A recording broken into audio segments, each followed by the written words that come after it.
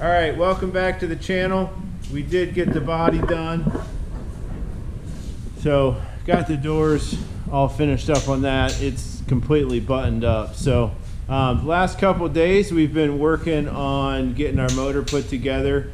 Right now Casey's doing the final torque on the main cabs here. We checked the bearings the last couple of days. Had to wait on some bearings, got the piston rings filed, rod bearings all mic'd out, clearanced out. Everything is ready to start putting it together. So we are gonna start, as soon as he gets this torque down here, we're gonna start sliding some pistons in the holes and hopefully get the cam slid in there tonight. Sawyer's gonna help us also. He helped me put another motor together this year and really likes it. So we're gonna get working on this thing and keep plugging away. Hopefully we get the cam in tonight. That's what I'm aiming for. So probably put you on a little bit of time lapse just so we can pay attention to what we're doing here. Don't want to mess anything up on this. So this is gonna be a 18 degree 406. It's gonna put us around 680, 700 horse. Don't know if I'm gonna dyno yet. If I have the money, I will. If not, I'll just old school tune it at the track, read the plugs, all that stuff. So we're gonna get going here.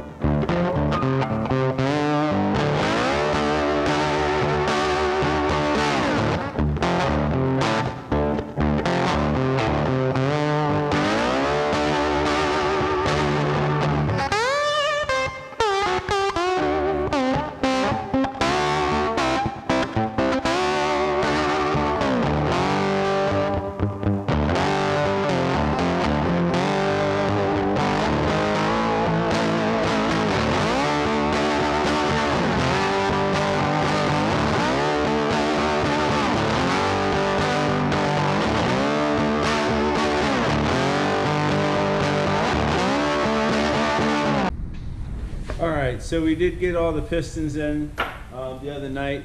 I did get the cam slid in. I degreed it yesterday. I didn't film that because I still have to think my way through it.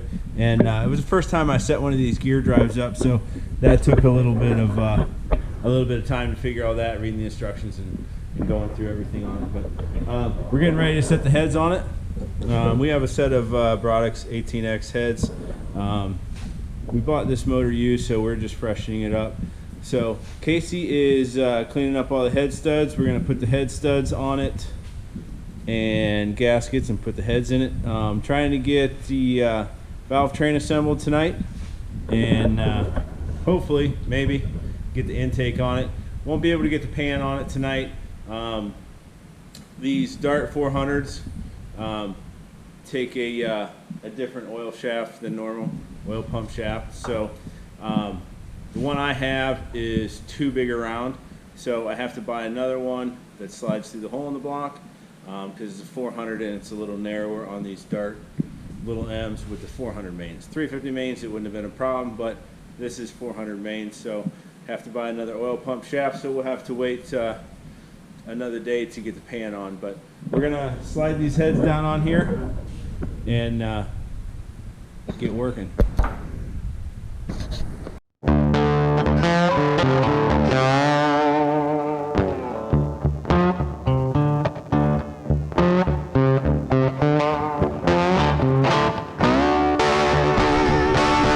Okay, so got the head studs installed. You know, put two nuts on there, tighten them down, and just snugged them up in the hole. These dart blocks, the holes are blind, so you don't have to put any silicone on them. We put a little bit of moly on them just to lube the threads, which is what it calls for. So some kind of anti-seize is what it says. So, but kind of at a stopping point for tonight because of one little nut. So these 18X heads, at any 18 degree head really, all the bolts are half inch except for this one and this one. I forget the number of the bolt. But so when I was disassembling it, there was this one right here, that started to round off. Almost didn't get it out. So when I was up at Summit getting stuff a couple days ago, I picked up another one, $3 nut from ARP. But I forgot to tell them I needed fine thread. They gave me coarse thread.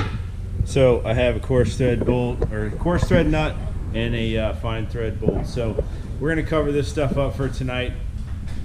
I'm gonna work on the car a little bit. I got a couple odds and ends to do. So, but when I get I think I'll be able to get up to Summit tomorrow after work and get the other nut, get the correct nut, and then we'll be back and put the heads on this thing. Okay, so back at it again today.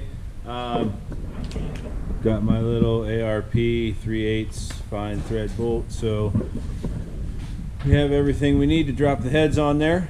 I'm going to wipe the deck down a little bit. Just make sure there's no oil on it. Drop the head gaskets on, put the heads on, put the intake on. So we're going to get rolling on this thing. All right, got the heads dropped down on here and starting to put the nuts on.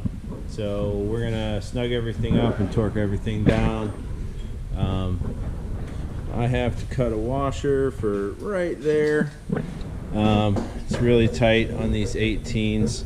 I cut another. I already cut one for this side. It just drops in between there. But we're snugging everything down. I got to make that other washer, and then we'll torque everything down and start working on the intake.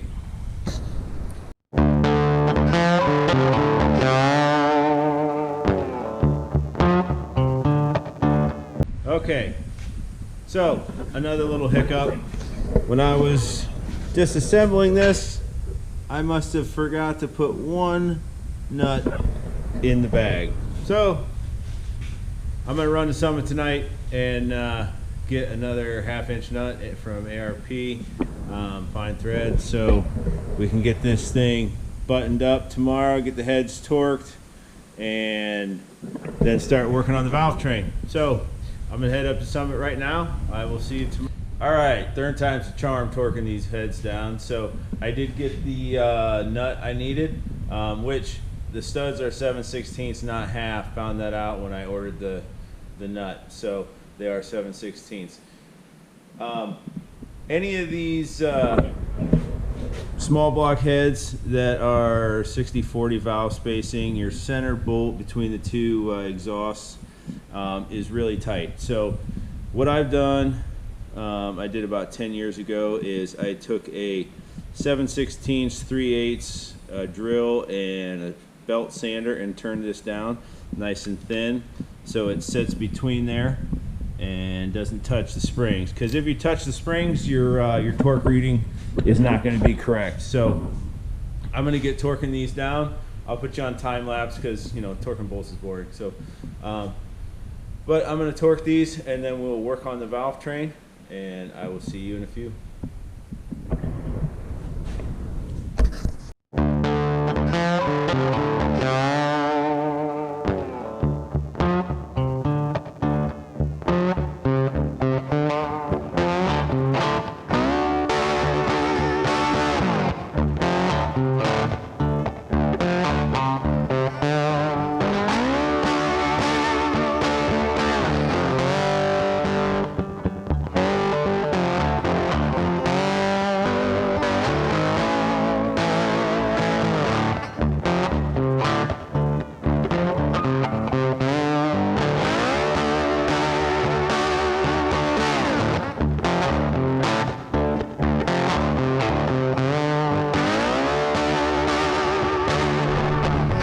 Got everything torqued down. on the heads and getting ready to assemble the valve train. Got that all laid out, labeled which side's which. I kept it in order when I took it off. Got the lifters oiled down, ready to slide those in. So I'm going to slide those in and keep working on this thing, get the valve train on it.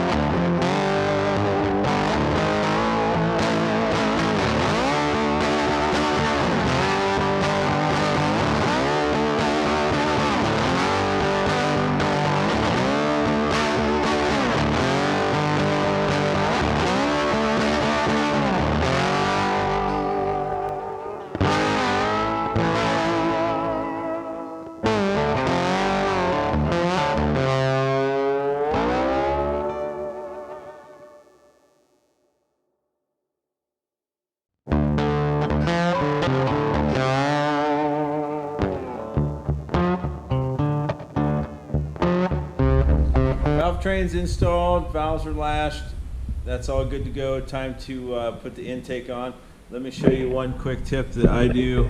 So on a motor like this that's gasket matched, if I can get a shot down in there, if you can see right there where the intake and head line up, you want to get the intake sitting on here and line that joint up. It should be pretty close to perfect if they did their job right, whoever ported the stuff out. So then what I'll do is I'll get myself corresponding marks on the head and the intake. Just made those with a Sharpie. That way when you drop it down on here, you got a spot to aim at. So I'm going to get the gaskets glued to the head with some Permatex gasket sealer, and then put some silicone on each end of the valley and drop the thing down. Alright, so this is the stuff I use on the intake gaskets. Permatex high-tech gasket sealant. It's good around fuel, it doesn't degrade. So you just paint that on the back of your gasket and just simply set it down here. It'll hold it in place. You can get it all lined up. Smash it down a little bit and it holds it there while you set the intake down. So you can wipe the excess off, and then I'm going to silicone the ends here and drop the intake down.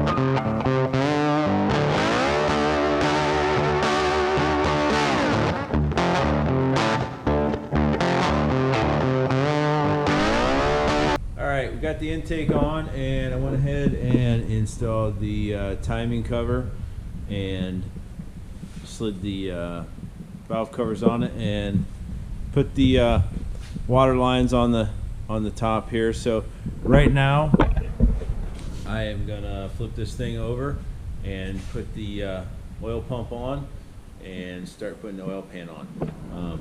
Remember I said about the oil pump shaft? Let me show you the difference.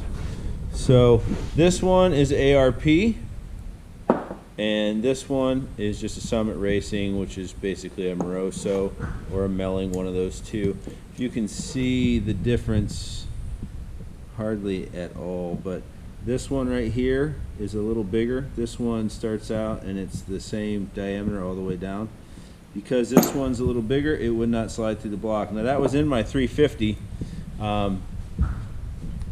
that I just had in there last year, but the 400 mains have a smaller opening for that shaft, so I had to get another one. Just wanted to show that to you. So I'm gonna flip this thing around and start.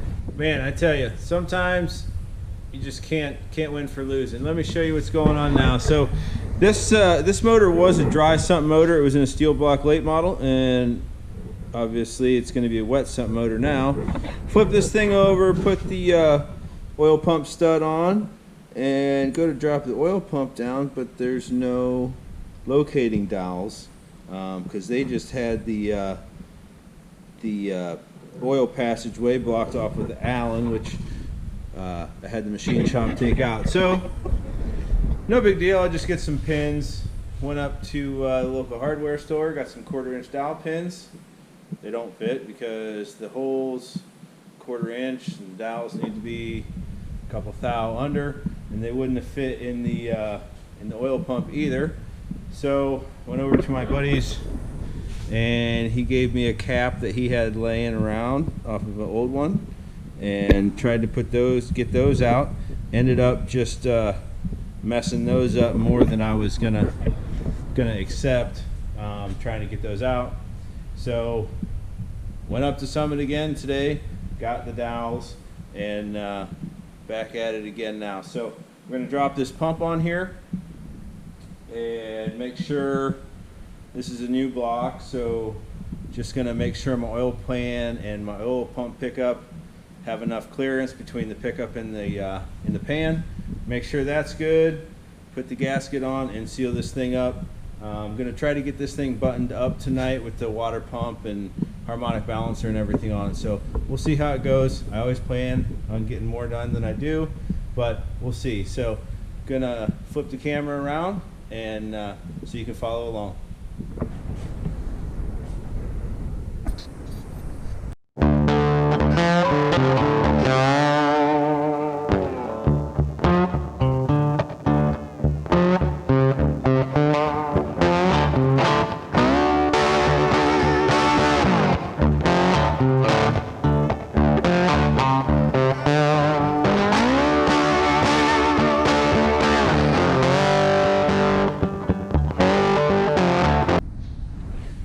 So went to set the oil pump or oil pan down on here.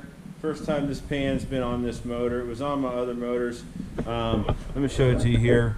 It's a Canton pan with a side kick out, built-in windage tray and crank scraper. The problem is it's hitting the main caps right here, and some of the rods aren't clearing. So won't be putting this on tonight. I have to. All right, welcome back. So got the oil pan issue figured out. It wasn't the crank scraper, it was the other side of the oil pan. So I don't know if you can see it. I had to take a hammer and put some bulges in the side just where the crank swipes up through there. Also, it was real tight on the main caps on the side here. So just had to massage it a little bit. So getting ready to silicone everything and set this down on here. So I'm going to put the camera down and let you guys follow along.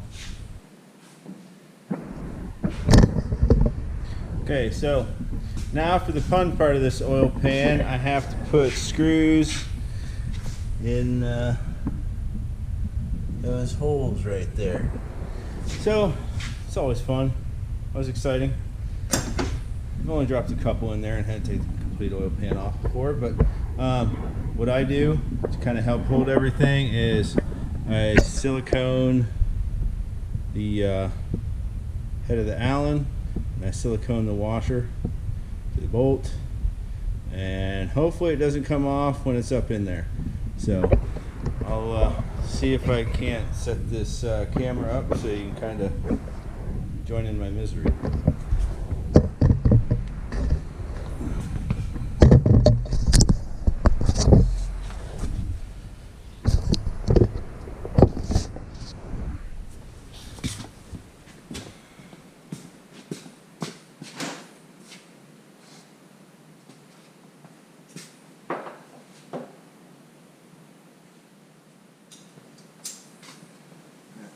I'm going to go for the middle one first.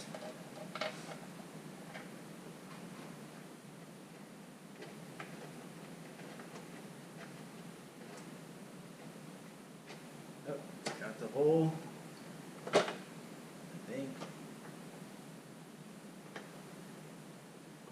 Yep. Oh.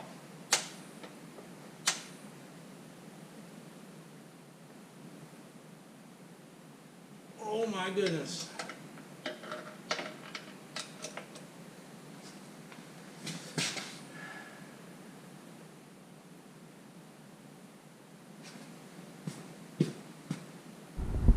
All right, oil pan's on, finished, done, wrapped up, finally.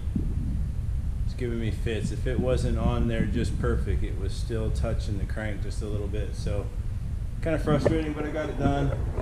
Got the little C-clips on the plug, and this thing's seen its better days, but it's still usable. That little dent was from last year's, hit something on the track, but it doesn't leak. I was going to pound it out, but it looked like it was going to damage it more by straightening it out than just leaving it alone. So I like the pan for performance reasons because it's got the full side kick out. But the thing is just a pain. This is probably the last motor I'm going to put it on. I'll get something else next time because this thing is just, every time I put it on it gives me fits. So this actually didn't go too bad. Like I said, I've lost my bit in there, had to pull the whole thing off, which I had to pull this off as you saw, just to, it didn't have it quite clearance, and if the thing wasn't just perfect on there side to side and front to back, it's still scraped, but you can see where I had to bang it out right there. And it looks really bad because it's actually a plated, it's a Canton pan and it's plated, and I thought it would be cool to make it black and paint it, but you know, paint doesn't stick to plating. So this is done. I'm gonna flip it over and start on the front of the motor after I clean everything up. My workbench is just an absolute wreck. So I'm gonna put everything away and then start again.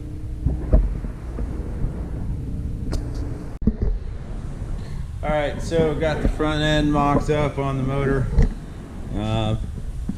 Had to actually pull a shim out of the lower pulley, add one to the top pulley, and put a couple washers behind the power steering pump mount to get everything lined up for the belt. So now I got to pull everything back off, well, pull the water pump back off of it and seal that up and get that locked down, and that is pretty much just about done. So I'm going to do that real quick and I'll be right back.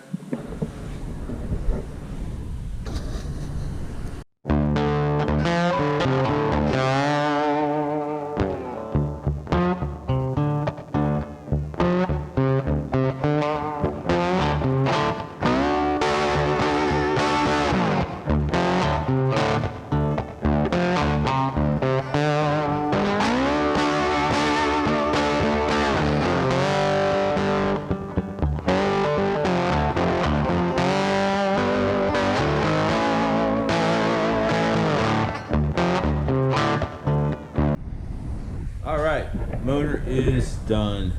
Ready to get it up off engine stand and on the cherry picker, and put the bell housing and transmission on it, and shove it in that thing over there. So thank you for watching. That'll do it for this video. If you would, like and subscribe. And if you're seeing this, thank you for watching the video all through. That really helps us out also. So we will see you next time.